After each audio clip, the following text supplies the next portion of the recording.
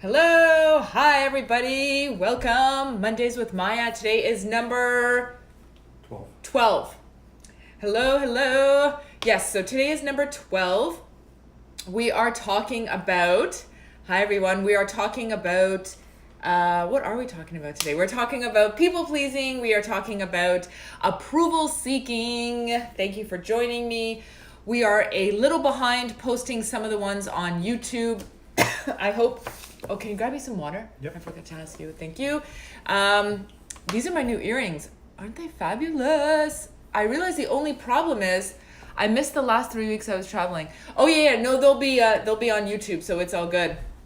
I normally don't get clips, but these are my first clip earrings in a while. But I realize now that they're kind of going like this when I really look at them. Aren't they dazzling? They're from Aldo. Look at those. Oh my gosh. They look good on camera. Anyways, so thank you to everybody who came out to my workshop yesterday. We had a workshop, Why Not Me, where we spoke about the imposter syndrome, people pleasing, and why not me, which is when we fear taking a chance and fear getting out of our comfort zone. And it was a 3-hour workshop, and I just want to say a shout out to all the women who traveled from a long distance. So shout out to the women who traveled from Sarnia. Jennifer from Sarnia. Yeah, actually, I think Jen from Sarnia is there, and huge thank you to those ladies who came. That was a 2.5 hour drive. So kudos to you.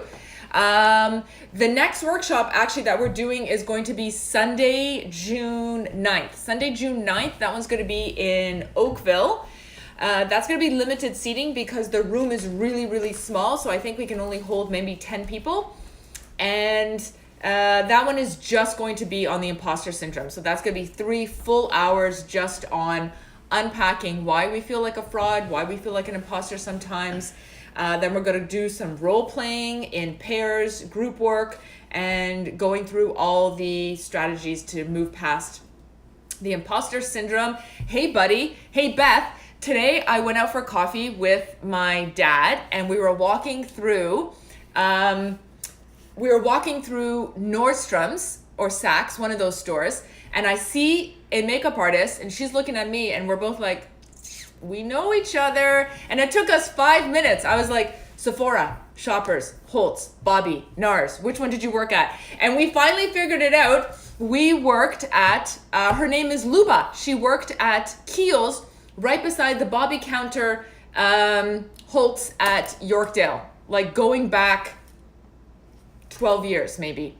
And anyways, so she's still in the makeup industry. So that's a little story for my buddy Beth. Okay, I also have a public service announcement. Oh, you remember her? Yes, she's lovely. So I have a public service announcement because guess what I did Thursday night, which is just 4 nights ago, whatever. So I was playing badminton, playing perhaps like I was trying to get into the national team, and maybe went a little overboard, had a little mishap. My ankle went that way and I went that way. My ankle blew up. And I thought, okay, I'll just ice it because I couldn't really walk. So I iced my ankle. And here's the public service announcement for all of you who did not know this, because I did not know this. I took my ice pack and I iced my ankle. And I didn't realize that my pants were a little short. They didn't cover my ankle. So this ice pack went on my skin, which I didn't think was a big deal. I thought, my ankle's gonna be a little cold. No, my friends, you can give yourself a 1st or 2nd degree burn from an ice pack. That is what I did, and I have blisters all over my ankle from the ice pack. It's disgusting, and it hurts, and that was a learning opportunity for me there, because I should have, that seems like common sense. Like, don't put an ice pack on your skin directly. So I had an injury, and then I created a secondary injury. On top of that, that is really gross, and now I have to wear a gauze, and it's awful, and I'm just like applying polysporin like continuously, and and I feel like an idiot. So I just wanted to share that with everybody.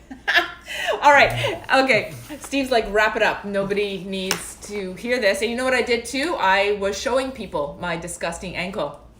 Nobody asked for that. Nobody said, can I see those blisters? And this was something that I offered to people. Nobody wants to see that. So I've stopped showing people my gross injury. Okay. Anyways, so today we're talking about approval seeking when we want to be nice, but we're taking it to like the 10th level. Okay. So these are my questions for you, and I will, the questionnaire that I'm going to be asking you now, I will do a story on it. I'll take a screenshot of those questions, so if you want later to write them down or to go through it in real time, then you'll have that opportunity. So what does it mean to you when I say the word nice? Or if somebody says, you're a really nice person, what does that mean to you?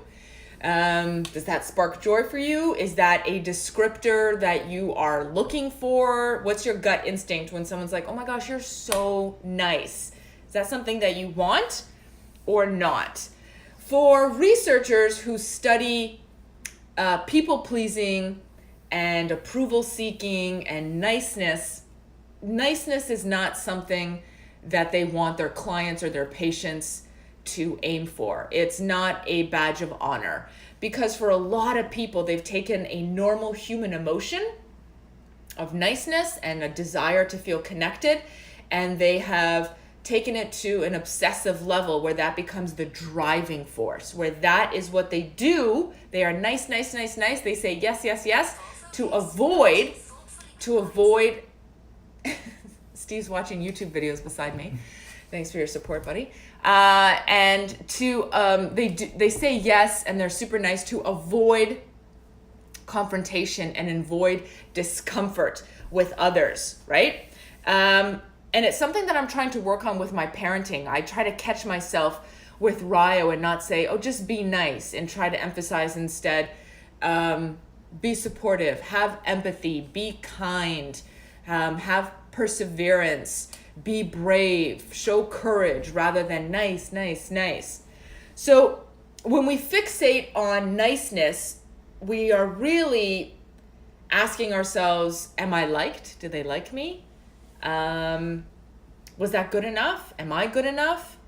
And it comes from a place of fear and avoidance, because we fear not being liked, and then we avoid situations, conversations, anything that can then become uncomfortable. And we want to move away from this obsessive nature around being nice and get to a place of power and courage and confidence.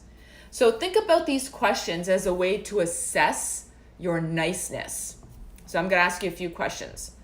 Do you often nod in agreement with others when they're speaking, even when you don't agree with them? Or can you, Whitesnake, hi Elaine. Or when you disagree with someone, do you feel comfortable enough to ask questions, share your perspective?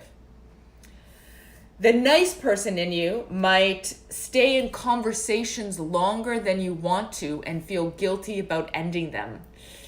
That's a difficult one. Or are you more assertive and you can freely disengage from conversations when you don't want to? Do you feel responsible for how others feel? That's the nice one. Or are you responsible for how you feel and you know that you're not responsible for how others feel?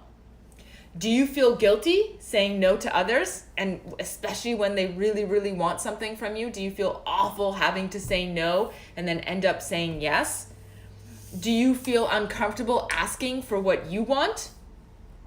And then often talk yourself out of asking for help or clarification? Do you often wonder whether you have upset or offended somebody long after a conversation or an interaction has ended? Do you avoid any sort of confrontation or conflict because you feel like it could potentially harm the relationship or the friendship? And do you secretly resent other people for not giving as much as you do or not saying as much as you do? Those are all qualities of people who take niceness to the extreme. And so at the root of our niceness is this desire to be liked, at all costs and to avoid difficult emotions or difficult situations. And we turn this very normal desire to want to be liked, which is okay, and to have a connection, but we turn that into something that becomes our driving force at all costs, especially to our own self-care, because we absolutely feel we need to be liked. And according to some of the lead researchers on this, Dr. Aziz, I believe his last name is Gazapura, he argues that niceness or people-pleasing, they have two objectives, these people. One is to avoid judgment and criticism and conflict, right? Or disapproval at all costs. And second is you must earn positive feelings and approval for others. But objective number one, which is the desire to avoid conflict and disapproval, outweighs everything else. And in order for you to avoid conflict, judgment, or disapproval, you end up thinking three core thoughts. One of those core thoughts is, no one can have any negative thoughts or judgments about me, about anything. How you look, your body posture, your opinions, your ideas, like no one can ever think negatively about anything about you, or else that sort of breaks you.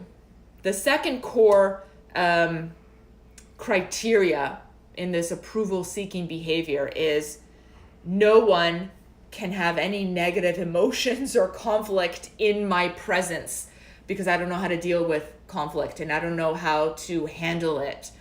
And I hate uncertainty, and I don't want anybody to be upset or irritated or pissed off around me because I don't know how to conflict manage that.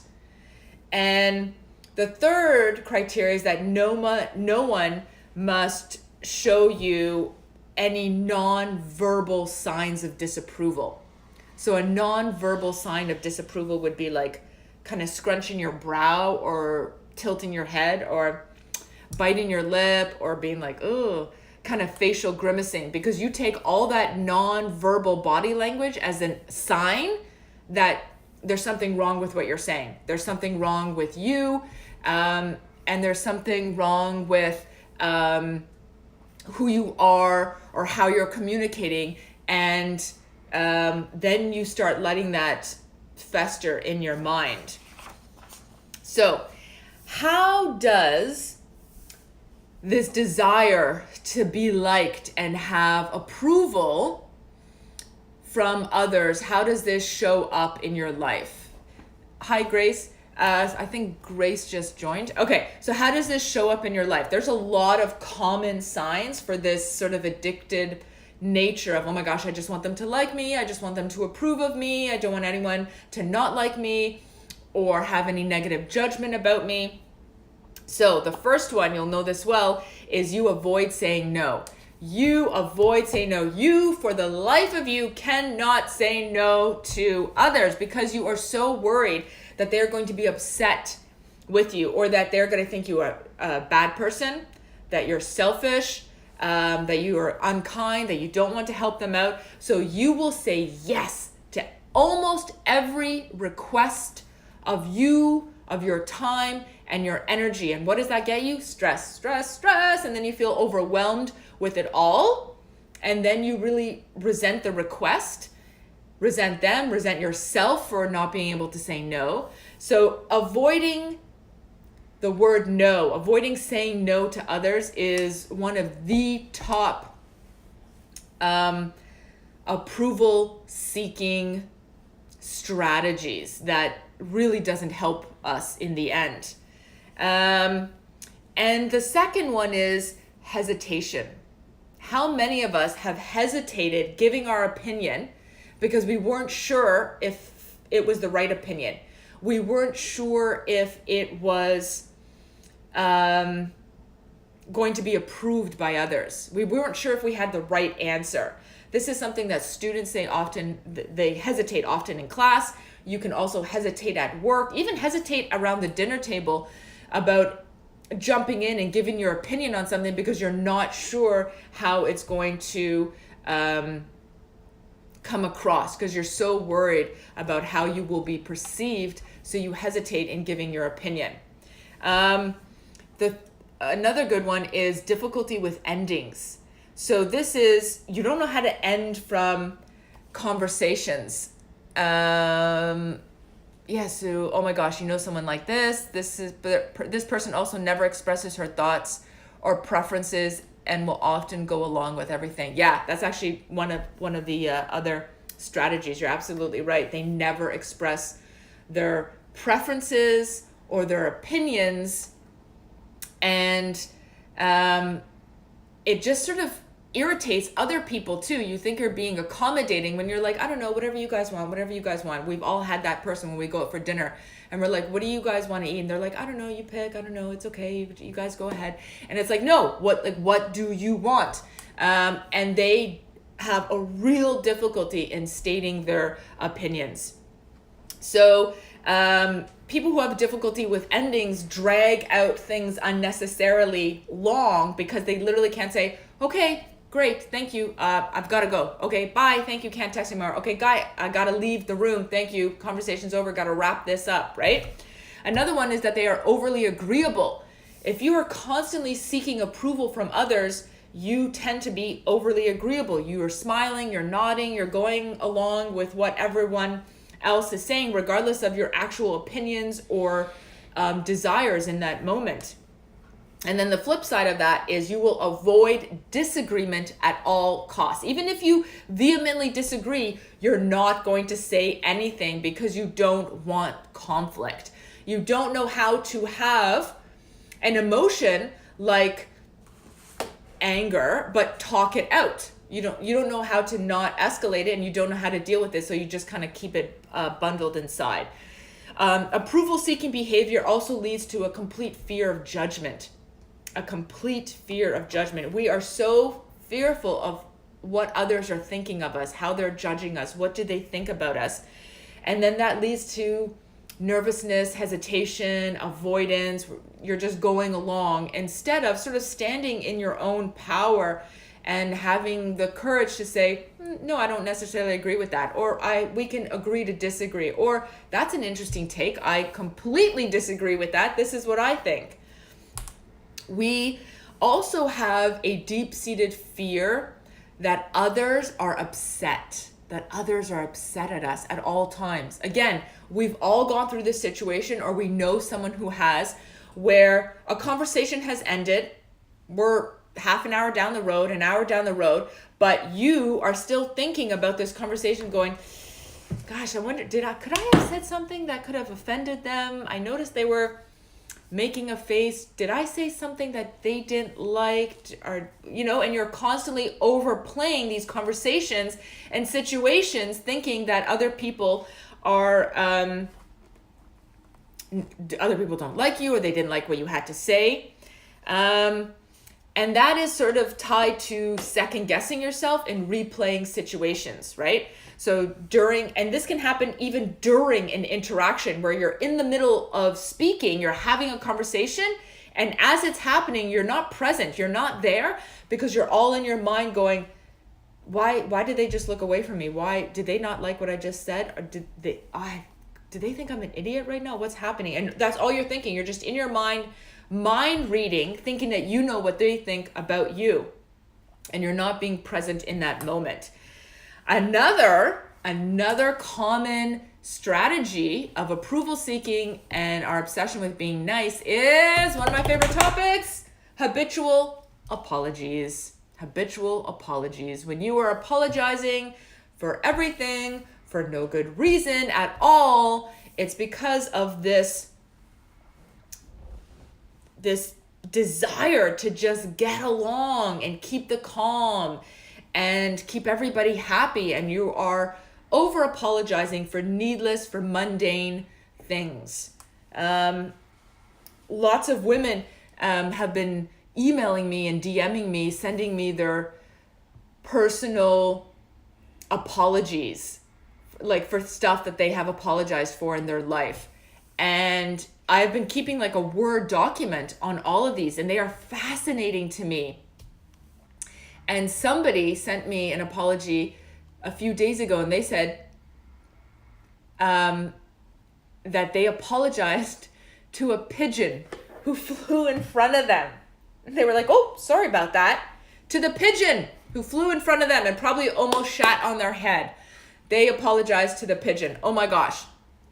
I had a musician tell me last week that they apologized to their instrument if they unnecessarily bump their instrument or drop their instrument down on the ground too harshly. And she was saying that she knows it's ridiculous, but that's what she does.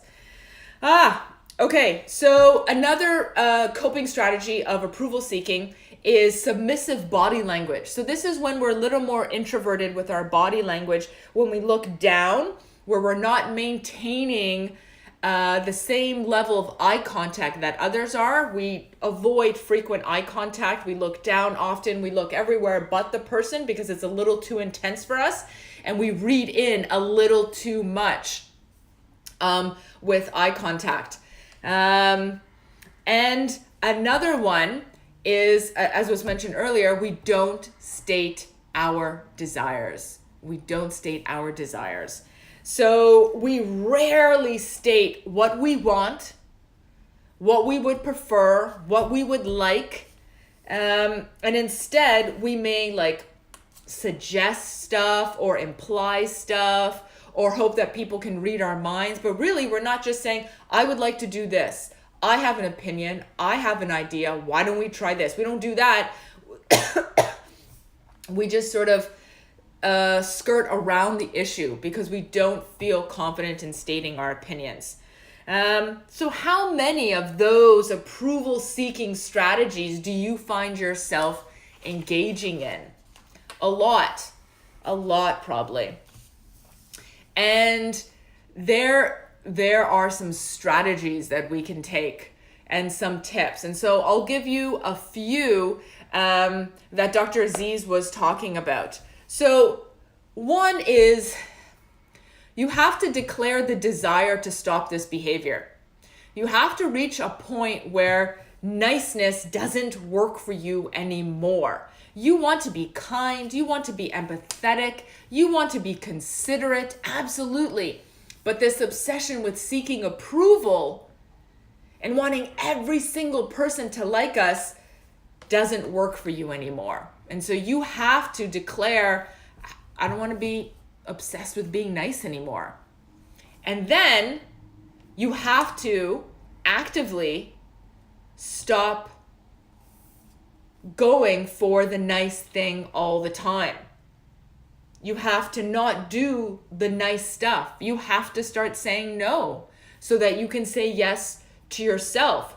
And that is a really like, holy crap, that's scary and it's uncomfortable because you're looking after yourself. And then you have to work through the backlash, the guilt, the stress, the anxiousness, the doubt, the fear, the uncomfortableness that standing up for yourself will create. So what can you do if you want to work through some of these issues? So the most important thing, and I spoke about this in the workshop yesterday, is we have to stop expecting perfection from ourselves. We have been thinking like this for years, some of us for decades. We have been encouraged from a really young age, oh my gosh, from such a young age, just be nice, just play nice, just do what other people want, just seek approval. And that hurts us. Oh my gosh, that hurts us in the long run, right? Rutabaga. Hello, Rutabaga. Hello, Rachel. And And so we have to decide that doesn't work for us, right? So ask yourself, where am I now in this obsession? Hi, Jennifer. Where am I now in this people pleasing? Am I in the thick of it? Am I past it? Am I in the beginning stage? Like, where am I in my life right now? And what am I trying to get? And recognize that it's going to take time. It's going to take time. Somebody at the workshop said yesterday that it has taken them 12 to 18 months to finally be able to say, no, I'm not going to do that. No, I can't help you with that. To finally be able to say no to others. And I thought that was so brave of her to say that, because as women, we have this expectation that we will try something once and we will get it. And if there's a bad habit, we will fix it like this, and we will fix ourselves because we're superhuman and we're super moms and we're super parents and we're just like super robots and we can just fix everything. And she said, no, it earnestly took me 12 to 18 months to finally get over that obsession with saying yes to everybody else, because she finally reached a point in her life where saying yes to everybody else stopped working for her. And so she consciously, deliberately worked on it, and it took her up to 1.5 years to make that switch where she can finally say no without feeling guilty, without having to justify and give an explanation. So it takes time. It takes time. So don't crap on yourself. Don't be harsh on yourself when you finally say no to somebody, but then the second request you say yes. This is what we're going to do. We're going to make mistakes and we're going to be inconsistent in our journey. And that's totally, totally okay. So one of the things that is suggested is to pick one of those approval seeking strategies that I just gave out, and pick one that you want to work on. Just pick one. You don't have to change 15 things at once. Just pick one. So if one of those things is you don't state your opinion, you'll work on that. If one of those things is you over apologize, spend a week or two just working on that one thing. If one of the things you struggle with is saying no, take 2 months and just work on saying no to others. Just pick one strategy at a time. Another question to keep in mind is, ask yourself, what do you want? It seems like such an obvious, easy question. Like, what do I want in this situation? What do I want in this encounter? What do I want in this conversation? What do I want in this day? But we often don't ask ourselves, what do we want? What do we want? Oh my gosh, we're constantly asking, what do other people want? How can I help other people? But we have to self-care. We have to start asking, what do I want in this conversation? I think I'd like this conversation to end. Then end the conversation. Then move on. What do I want in this interaction? I want to say no. Then say no. So even just start asking yourself throughout the day, what do I want? What do I want? What do I want? Instead of constantly flipping it and saying, what do other people want? How can I constantly help other people, right? And another strategy is to acknowledge and write down on a piece of paper for yourself your own bill of rights. Your own bill of rights. And everybody's bill of rights will look different. And I'll just read out some of mine that I typed up here so you can get an idea of what your rights should sound like. So one is, for me, and I hope that you have this one also, is I have the right to make a mistake. I have the right to fail, but I also have the right to look at that failure as information. I have the right not to internalize my mistakes. I have the right to look at that failure, look at that mistake, look at that mishap as a lesson and learn from there. I have the right to ask questions, ask for help, ask for clarification. I have the right not to expect perfection from myself. I have the right to stumble and figure things out. I have the right not to know something the first time I do it. I have a lot of women that I'm coaching on public speaking, and they get so frustrated with themselves because they quote unquote suck at public speaking. Why are we expecting perfection? Oh, hi, Jen. Why are we expecting perfection with ourselves the first time we do it? You've given 2 public talks, so why do you think you're going to be awesome at public speaking? So you have the right, in this Bill of Rights, you have the right to work on your skills. I have the right, I have a lot of rights. I won't read them all for you, but I have the right to say no. I have the right to say no, and I hope you write this down on your Bill of Rights. I have the right to say no to other people's requests of my time and my energy and my resources, and I don't have to provide them with an explanation or a justification. I have the right to say no to other people's requests and know that I'm still a good person. I'm still a kind person, but I can say no to other people and say yes to myself. I also have the right to prioritize a set group of people in my life and say no to the others. I have the right to prioritize a set of experiences and opportunities that I want to be involved in and say no to the rest. I now don't feel guilty saying no to baby showers and wedding showers and a lot of the invites that I get, because I can only go to so much before my energy is spent out. And I used to feel really badly about saying no to people's invitations. And now I just say, thank you so much for the invitation, and I can't make it. I hope you have a terrific party, a terrific night, a terrific wedding shower, a terrific baby shower, a terrific graduate, whatever it is. Oh man, I wish you all the best, but I can't make it, and that's okay. I have the right to change my mind. Sometimes my opinions may not be, or my ideas, or my journey may not be consistent. It may be a little contradictory. It may be illogical, and that's okay. We have the right to change our opinion. And it's so important for you to write down in your journey of getting out of people pleasing and our obsession with niceness, to please write down on a piece of paper. I'll take a picture of my Bill of Rights for an Instagram story, but please write down your Bill of Rights.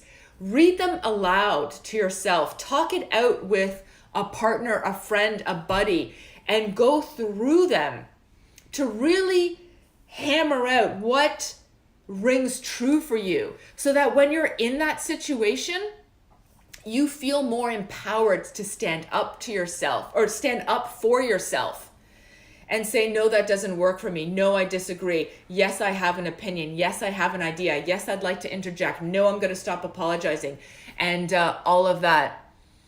I find I always need a reason as to why I have to say no. Yes, and so that needing a reason, a justification, or an explanation comes from our desire to be liked. We are worried that if we don't provide a good enough explanation, a lengthy enough justification, that person won't like us.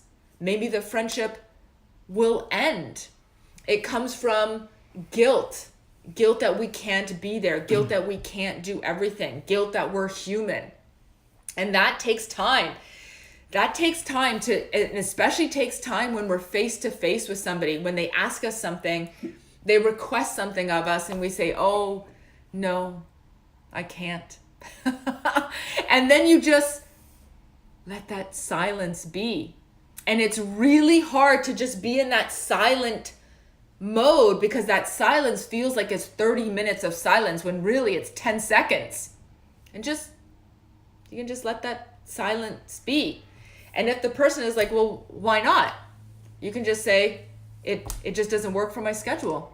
I just don't have the energy. I'm overextended. If you feel you have to give a reason, make it short, make it concise. You don't have to go into this long-winded story. And if you don't really have a reason, you just don't want to. You can simply say that. It just doesn't work for me. I just don't have time for it.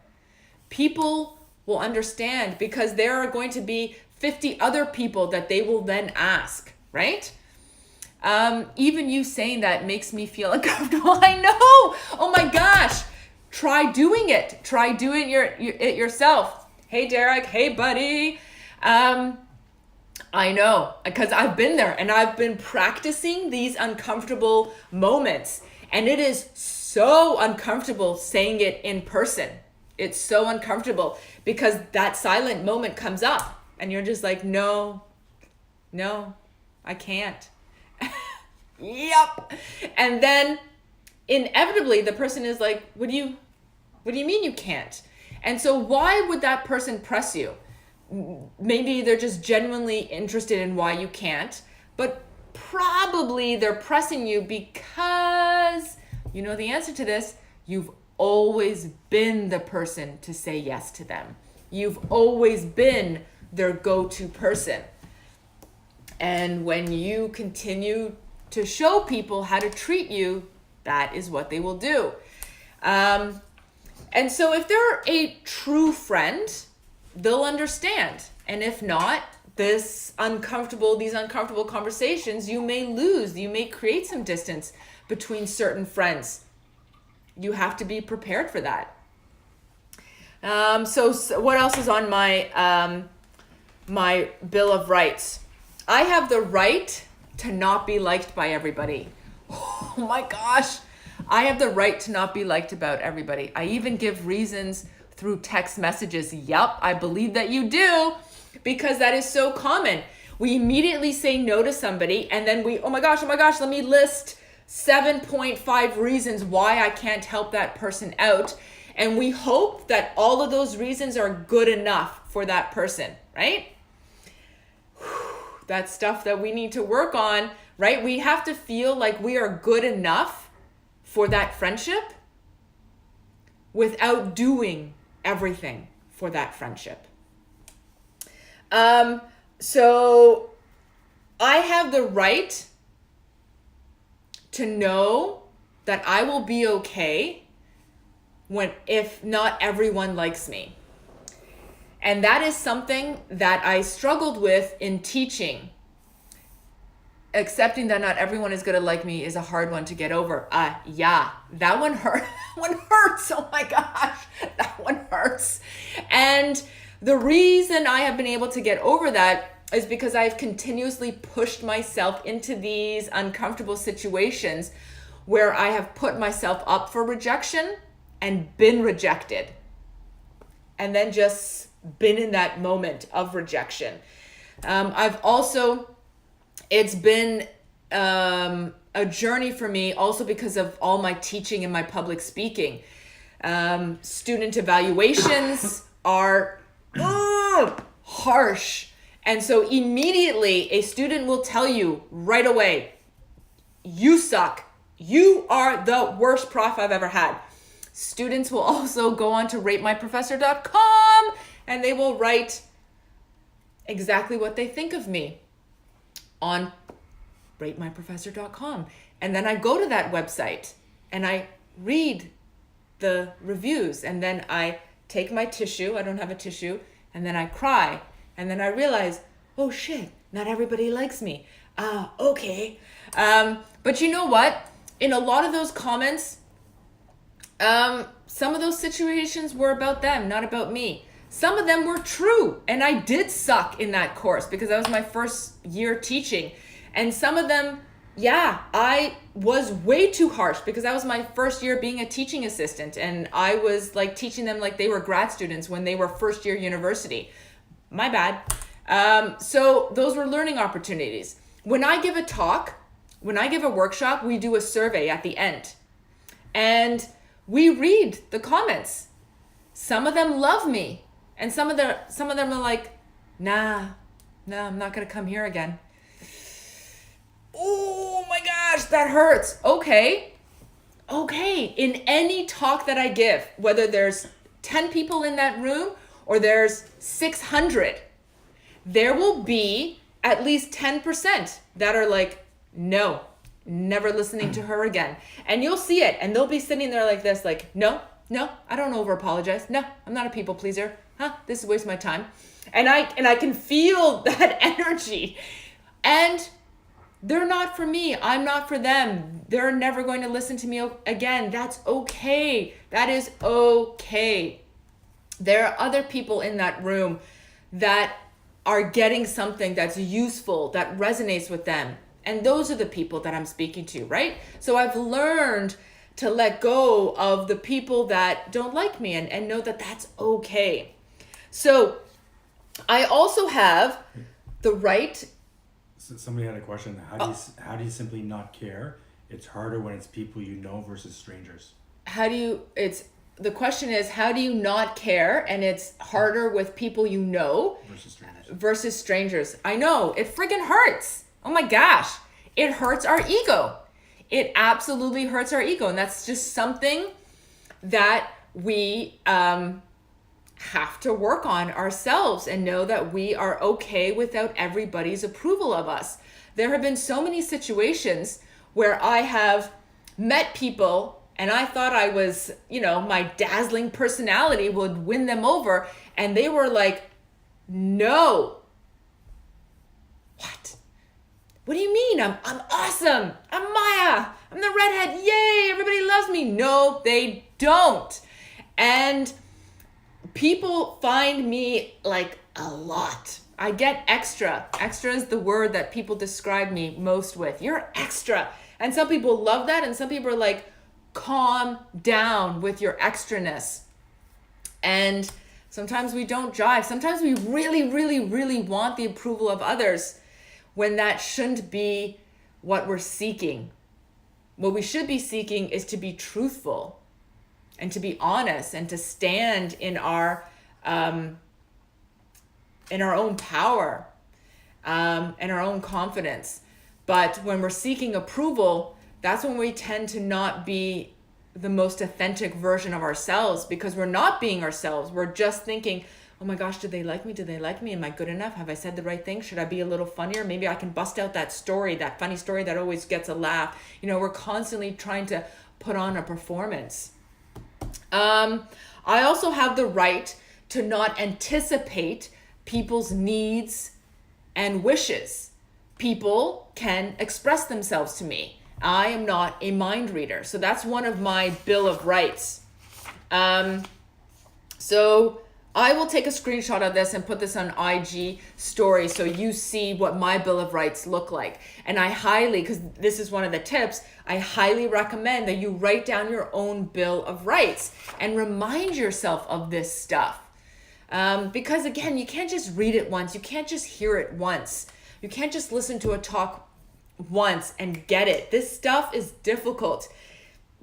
It's a journey. It is a journey. And there's going to be great days when you're like on the ball and you're saying no and you don't really feel guilty and you still have the relationship and everything's going well. And then you're going to hit a hump and you're going to say no to somebody and they're going to be like, I don't know, they're going to call you a name. The friendship will dissipate. Maybe the relationship will be on edge for a while. Maybe people aren't going to be as enamored with you. And you're going to have to deal with that too. And keep going on your journey. And then the last tip that Dr. Aziz gave was to ask yourself a series of questions. And I'll take a screenshot of these questions again for you. So ask yourself, what do you love? What do you love? What do you like? What do you appreciate? What do you enjoy? Write all of that down. Write all of it down on a piece of paper because you have to visualize this stuff. And then see how often you do these things that bring you joy. Do you do them daily? Is it kind of like weekly? Do you never get a chance to do them? And then do the opposite. What do you hate? What do you really dislike? What annoys the crap out of you? What bothers you? What irritates you? What pisses you off? How often do you find yourself in situations, in environments, or with people that are in this category? And then we talk about this a lot in the workshops, is to have your resume of awesomeness. Write down and have a growing list. What makes you friggin' awesome? What are you proud of? What are your strengths? What are your positive qualities? Write everything down so that when you do have those crappy days, you remind yourself of your greatness. Remind yourself of your greatness instead of reminding yourself of your mishaps, instead of cataloging your mistakes, instead of ruminating over failed relationships or friendships. You remind yourself of your greatness. And also ask yourself, I think I did an Instagram post on this, and this came from Simon Sinek's book. If you've read his book, what's it called? Start with why. Start with Why. And he has a great TED talk on that. Start with why. You sound like a preacher. Woo! Derek thinks I'm a preacher. I think preachers rhyme more. I need to get more rhyming. I need to get a rhyming thesaurus. And then I'm going to nail it, Derek. So he asks, what's your why? Most people can say what they do, when they do it, how they do it. Oh, did you read it? It's so good, isn't it? Start with why. He says, why do you do it? Why? Why are you doing what you're doing? Whether it's in your career or your parenting, can you answer the why? And that sort of gets to the heart of your purpose.